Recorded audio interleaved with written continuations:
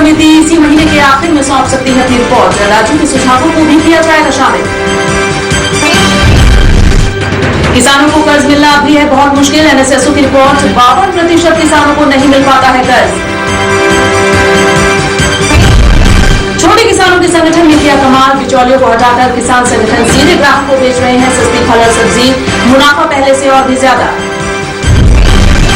और एनसीडीएक्स की पाठशाला में आज हम बताएंगे घर बैठे किसान कैसे कर सकता है अपने अनाज की सेल।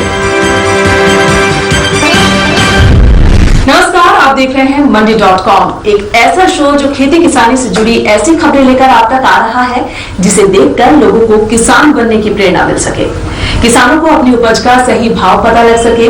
किसानों के साथ साथ ग्राहकों के लिए भी हम ये जानकारी लेकर आएंगे कि अनाज तिलहन का भंडारण कितना है। साथ ही किसान यहाँ ये भी जान सकेंगे कि उनके इलाके के आसपास कौन से ऐसे गोदाम हैं जो खाली हैं। साथ ही खेती किसानी के क्षेत्र में कुछ खास करने वालों को एक मंच भी देगा हमारा ये शो मंडी.com। आपके साथ मैं हूँ चेतना त्यागी। अब देख लेते हैं कुछ महत्वपूर्ण कमोडिटीज के भाव इस हफ्ते कैसे रहे हैं। सबसे पहले हम नजर डाल देते हैं अरहर यानी तुअर दाल के भाव पर। अरहर दाल के भाव अकोला मंडी में करीब 150 रुपए क्विंटल कमजोर हुए हैं। जयपुर मंडी में जौ के भाव में तेजी देखने को मिल रही है। चने की बात करें तो चना इंदौर मंडी में महंगा हुआ है।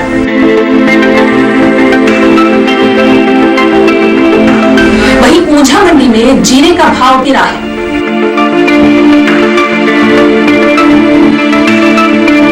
निजामाबाद मंडी में हल्दी करीब 200 रुपए क्विंटल महंगी हुई है। और उड़द दाल की बात करें तो उड़द दाल लातूर मंडी में इस हफ्ते थोड़ी महंगी हुई है। एनसीडीएक्स के हाजिर भाव क्या चल रहे हैं ये हमने देखा।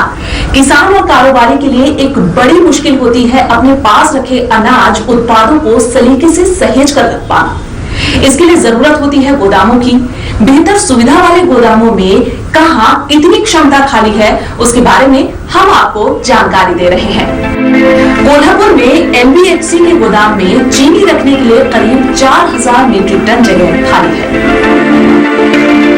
बीकानेर में चना रखने के लिए नोखा एग्रो के गोदाम में करीब 4500 मीट्रिक टन जगह खाली है। चना रखने के लिए देवास में शुभम लॉजिस्टिक्स के गोदाम में खाली 15000 मीट्रिक टन जगह इस्तेमाल की जा सकती है। सांगली में हल्दी रखने के लिए स्टार एग्री के गोदाम में 7000 मीट्रिक टन से ज्यादा जगह खाली है। इंदौर में जिक्स लॉजिस्टिक्स के गोदाम में करीब 3000 मीट्रिक टन जगह सोयाबीन रखने के लिए खाली है। गोंडल में धनिया रखने के लिए एलटीसी कमर्शियल के गोदाम में करीब 350 मीट्रिक टन जगह खाली है। एनसीएमएसएल के ऊंझा के गोदाम में जीरा रखने की जगह बची हुई है।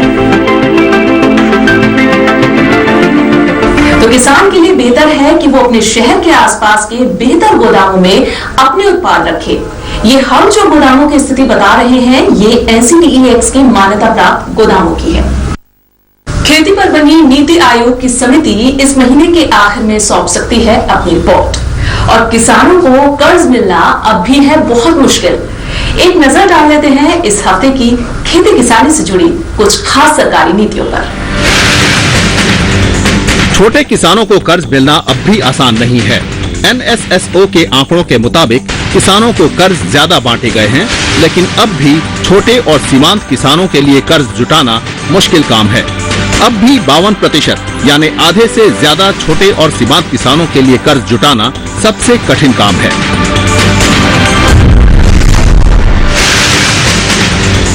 अनाजों की गुणवत्ता करने के लिए अनाज मिलों ने केंद्र सरकार से तय ग्रेडिंग मानक लागू करने की मांग की है।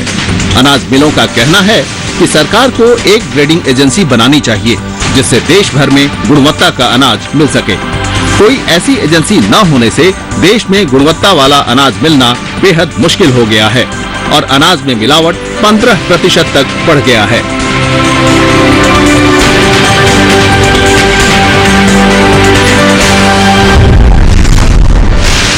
थाईलैंड से हुआ भारतीय कपास का सौदा मुश्किल में फंस गया है। थाईलैंड की एक बड़ी कॉटन मिल ने भारतीय कपास के लिए बड़ा ऑर्डर दिया है। शुरुआती दौर में सैंपल को भी मंजूरी दे दी गई, लेकिन बाद में नो कंटेमिनेशन की शर्त लगने की वजह से ये सौदा मुश्किल में पड़ता दिख रहा है।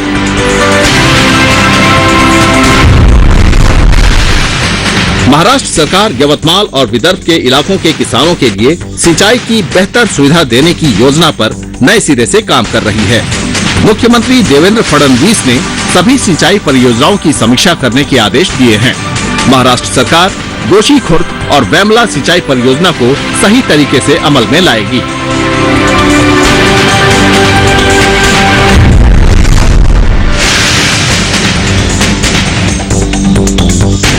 खाने के सामानों की गुणवत्ता और बेहतर करने के लिए केंद्र सरकार ब्यूरो ऑफ इंडियन स्टैंडर्ड के कार्यालय में ही टेस्टिंग लैब लगाने की योजना बना रही है।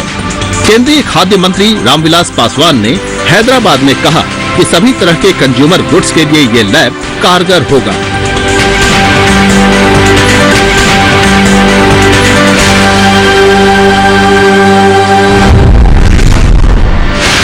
ग्राहक और किसानों के बीच सीधा संपर्क बनाने की योजना पर नाबार्ड काम कर रहा है। National bank for agriculture and rural development देश में 200 फार्मर प्रोड्यूसर कंपनियों को बनाने में मदद करेगा। ये किसान संगठन इसी साल शुरू करने की योजना है।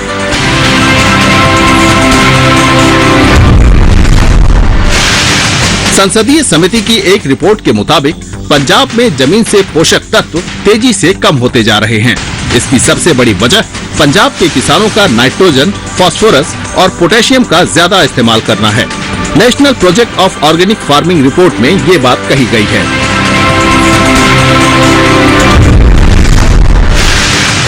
जम्मू कश्मीर में खेती के हालात खराब हुए हैं।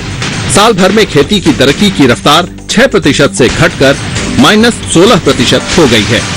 जम्मू कश्मीर के इकोनॉमिक सर्वे में ये आंकड़े सामने आए हैं। खेती पर बनी नीति आयोग की समिति इस महीने के अंत तक अपनी रिपोर्ट सौंपेगी। नीति आयोग के उपाध्यक्ष अरविंद पनगढ़िया ने बताया है कि राज्यों से मिले सुझाव आंकड़ों को शामिल करके 31 अगस्त तक रिपोर्ट तैयार कर ली जाएगी।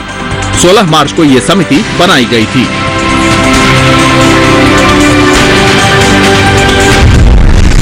वक्त हो गया यहाँ पर एक छोटे से ब्रेक का। ब्रेक के बाद चलेंगे दिल्ली हरियाणा की सीमा पर बसे किसानों के गांव में, जहां के किसान दिल्ली के लोगों को सस्ते में दे रहे हैं फल और सब्जियां।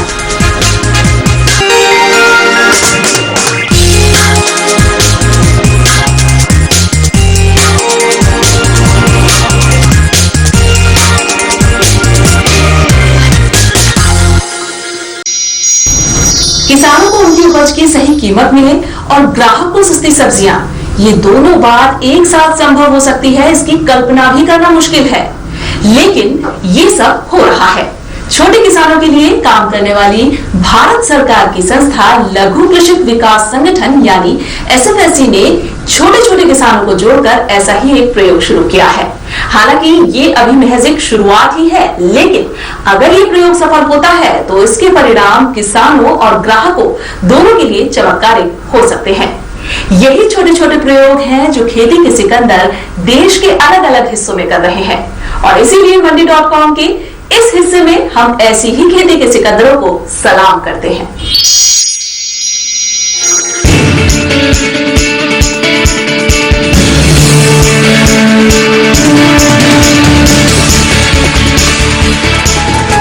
ये दिल्ली और हरियाणा के सीमावर्ती इलाकों में हजारों एकड़ पर पसरे वो खेत हैं जिनकी सब्जियां रोज दिल्ली वालों की रसोई में सेहत और स्वाद भरती हैं। कुछ किसान तो यहाँ साल भर में अपने खेतों से लगभग 3 दर्जन किस्म की सब्जियां उगा लेते हैं, जबकि कुछ ने इस धरती पर मशरूम और स्ट्रॉबेरी की भी खेती कर रखी है। इनके अलावा गोभी, भिंडी, लोबिया, परवल, लौकी और दूसरी तमाम हरी सब्जियां इन खेतों से ही एशिया की सबसे बड़ी सब्जी मंडी आजादपुर पहुंचती है। लेकिन पिछले कुछ महीनों में इन खेतों से निकलने वाली सब्जियों का एक हिस्सा ऐसा भी होता है जो आजादपुर न जाकर सीधे रिटेल कंपनियों के स्टोर्स और फूड चेन चलाने वाली कंपनियों के पास चला जाता है। और ये संभव बनाया है केंद्र सरकार के तहत काम करने वाले SFAC ने, जो एक स्थानीय FPO के साथ मिलकर इन सब्जियों के लिए ग्राहक खोजता है और फिर ग्राहक की जरूरतों के मुताबिक सब्जियां खेतों से तोड़कर सीधे उसके स्टोर तक पहुंचा दी जाती हैं। ₹1 पर केजी जो FPO ले रहा है, जैसे ट्रांसपोर्ट भी है, लेबर वर्क भी है, उसकी देख रेख भी है, क्वालिटी भी, जैसे किसान शॉर्टिंग तो पहले स्पीड से कर लेता है, लेकिन देखना तो किसान को उसको पड़ता है FPO को, तो भी कभी किसान ने गड़बड़ तो नहीं करी। तो इसके लिए ₹19 केजी का रेट सीधा किसान के खाते में चला जाता है। चेक करके ये रेट देते हैं कंपनी वाले, जितने भी है, जैसे मंडरी है, ये भी है, तो इस हिसाब से हमें वो मार्जिन से कम झेलनी पड़ रही है। तरीका बड़ा आसान सा है। SFAC सब्जियां खरीदने वाली कंपनियों से संपर्क करता है और उम्दा किस्म की सब्जियों को आजादपुर के भाव के लिहाज से बेचने का ऑर्डर बुक करता है। फिर वो यहाँ काम कर रहे किसान उत्पादक संगठन यानी FPO Krishak Bharati seeds and fertilizers private limited से संपर्क कर उसे अपनी जरूरत बताता है। FPO के पदाधिकारी, जो किसान ही होते हैं, वे कंपनी की डिलीवरी टाइमिंग के लिहाज से खेतों से जरूरत भर की सब्जी तोड़वाते हैं और बख्तावरपुर केंद्र में इन्हें जमा किया जाता है और फिर तय समय पर इसे डिलीवरी के लिए गाड़ी से भिजवा दिया जाता है।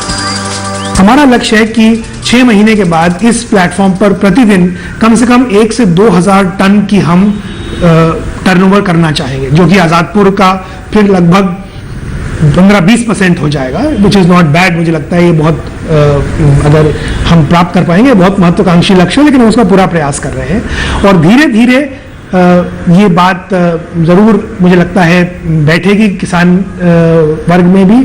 फार्मिंग कम्युनिटी एक बार इसका फायदा देख लेगी कि किस प्रकार टेक्नोलॉजी के माध्यम से हम अपना, खासकर जो पेरिशेबल है, हम अभी स्टेपल्स की तरफ नहीं जा रहे हैं, उसकी व्यवस्था अलग है, उसमें दूसरे इश्यूज हैं, लेकिन स्टेपल्स में ये पहला प्रयोग है टेक्नोलॉजी को किसान और थोक उपभोक्ता और अंत में इवन खुदरा उपभोक्ता जो है उससे फायदा प्राप्त करेगा। सिर्फ कृषक भारती के जरिए हर रोज करीब 10 टन सब्जियों की खरीद होती है। मोहम्मदपुर, रमजानपुर, हिरनकी, कुशक, अकबरपुर माजरा, अलीपुर और खेड़ा खुर्द के किसानों को इसका सीधा फायदा मिल रहा है। दिल्ली के बड़े बड़े मॉल्स और रिटेल कंपनियों के स्टोर्स में जो सस्ती और ताजी सब्जियां आपको मिलती हैं, उनके राज दरअसल दिल्ली हरियाणा की सीमा पर फैले इन खेतों में छिपे हुए हैं। भारत सरकार की छोटे किसानों के लिए काम करने वाली संस्था SFAC ने इन किसानों को ये व्यवस्था दी है कि वो सीधे बड़ी कंपनियों तक अपनी सब्जियां पहुंचा सकते हैं। बिचौलियों से बचाई रकम से किसानों को बेहतर भाव दिया जा रहा है और दिल्ली के लोगों को सस्ती और ताजी सब्जियां मिल पा रही हैं। ये एक छोटा सा प्रयोग है जो अगर सफल होता है तो किसानों और ग्राहकों दोनों की एक बड़ी समस्या का समाधान हो सकता है। किसानों की सबसे बड़ी समस्या है अपनी फसल को सही बाजार तक पहुंचाना और उस प्रक्रिया में दलालों और कमीशन एजेंटों से बचना, जबकि ग्राहकों के लिए सबसे बड़ी समस्या है सही और कम कीमत पर अच्छी सब्जियां, अच्छा माल हासिल करना। ऐसे में यकीन जानिए SFAC का ये प्रयोग अगर बड़े पैमाने पर सफल हो जाता है तो एक साथ किसानों को अच्छी कीमत मिलने और ग्राहकों को सस्ते में अच्छी सब्जी मिलने, दोनों का ही सपना ये हकीकत बन सकता है। मंडी.com के लिए दिल्ली से भुवन भास्कर।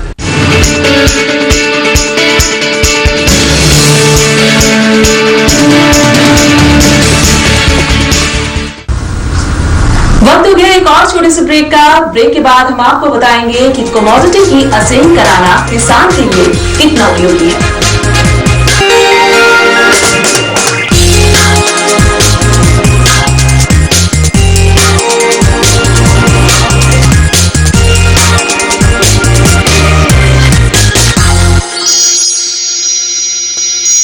ब्रेक के बाद स्वागत है आप सभी का मंडी.com में। गोदाम में अनाज रखने के लिए किसानों को जिस प्रक्रिया से गुजरना होता है उसमें एक बेहद महत्वपूर्ण प्रक्रिया है असेंग।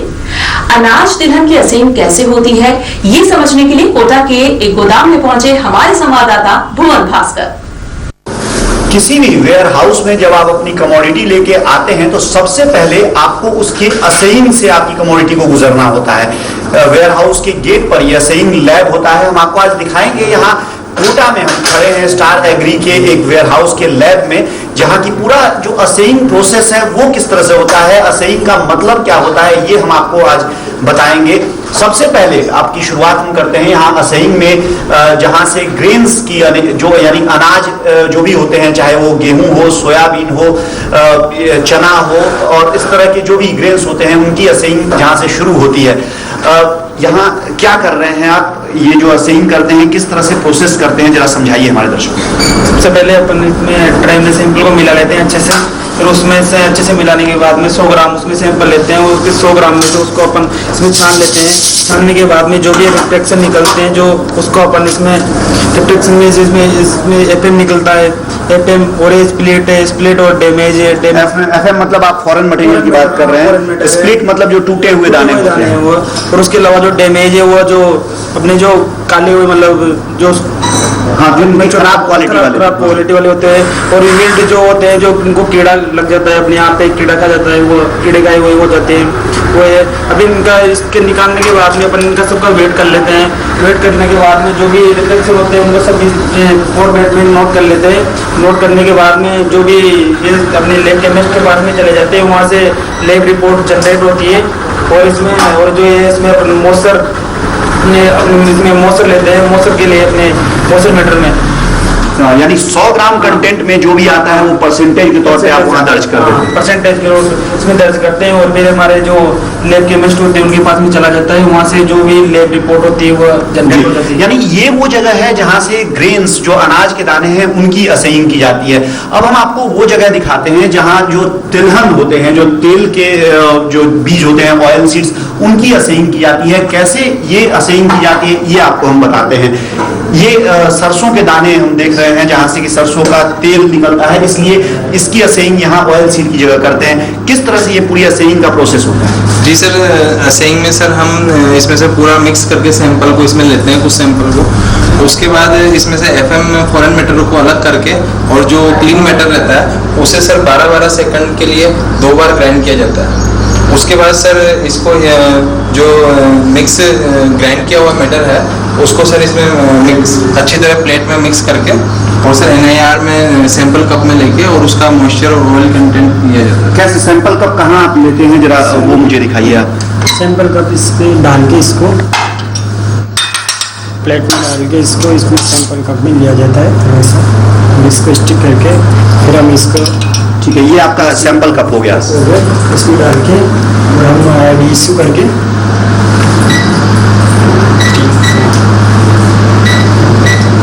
के साथ इसको ले सकते हैं। और ये मशीन में आप NIR मशीन है, यानी जो इंफ्रारेड के जरिए यहाँ पे इस मशीन में ये देखा जाता है कि ऑयल कंटेंट और मॉइस्चर कितना तेल निकलेगा, मॉइस्चर कितना है, ये मशीन बताती है। कुल कितना समय लगता है करीब? इसमें 4-5 सेकंड, 5-7 सेकंड। देखिए ये अभी जो हमने सैंपल डाला था वो यहाँ दिख रहा है कि 7.27% मॉइस्चर है इसमें, ये यहाँ दिखाई दे रहा है, और 35% तेल है इसमें, ये भी यहाँ दिखाई दे रहा है। और ये होने के बाद यहाँ बगल में प्रिंटर लगा हुआ है जिससे कि ये प्रिंट आ गया। देखिए 7.27% मॉइस्चर और ऑयल कंटेंट 35% ऐसा यहाँ पे निकल के सामने आ गया। जी, यानी 2 तरह के फायदे आपको हो सकते हैं अगर आप असेइंग अपने स्तर पर करना चाहें और करें। एक फायदा तो ये होगा कि जब आप वेयर हाउस में लेके आएंगे तो रिजेक्शन की जो संभावना होती है वो खत्म हो जाएगी या बहुत कम हो जाएगी। दूसरा फायदा, अगर आप सीधे मंडी में भी लेके जाना चाहते हैं या आप किसी ऐसे प्लेटफॉर्म पर बेचना चाहते हैं जो रेगुलेटेड है, तो वहां पे आपको इसका फायदा मिल सकता है और आपकी फसल को ज्यादा वैल्यूएशन मिल सकता है। मंडी.com के लिए कोटा से अनिल वत्स के साथ भुवन भास्कर। असेइंग की प्रक्रिया को और विस्तार से समझाने के लिए आज NCDX पाठशाला में हमारे साथ हैं कोटा के एक गोदाम की लैब इंचार्ज अंजलि खंडेलवाल।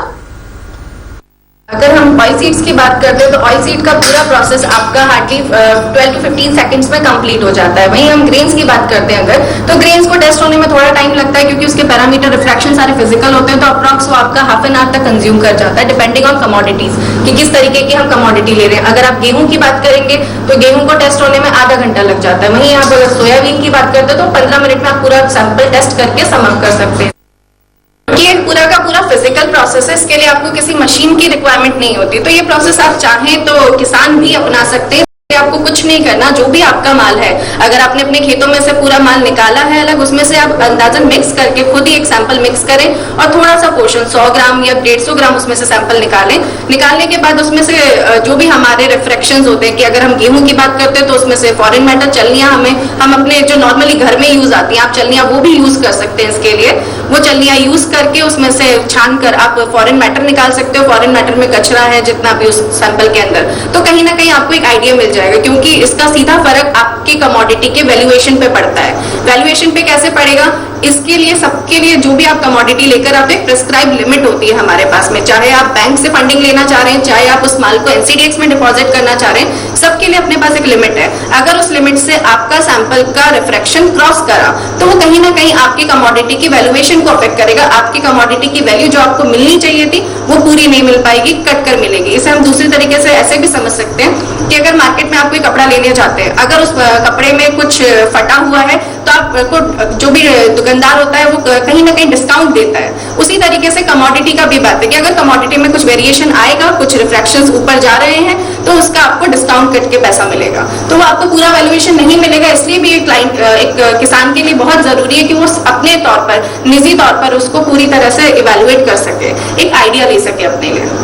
मंडी.com में इस हफ्ते बस इतना ही। अगले हफ्ते मैं फिर मिलूंगी ऐसे ही कमोडिटीज के पक्के भाव और ऐसी ही शानदार कहानियों के साथ। आप देखते रहिए डीडी किसान। आपकी राय हमारे लिए बहुत महत्वपूर्ण है। अगर आप अपनी कोई राय हमें देना चाहते हैं तो इस नंबर पर हमें कॉल कर सकते हैं। साथ ही आप अपनी राय हमें ईमेल पते के जरिए भी दे सकते हैं। हमारा जो ईमेल पता है वो आप नोट कर लीजिए, nctaxmandi@gmail.com।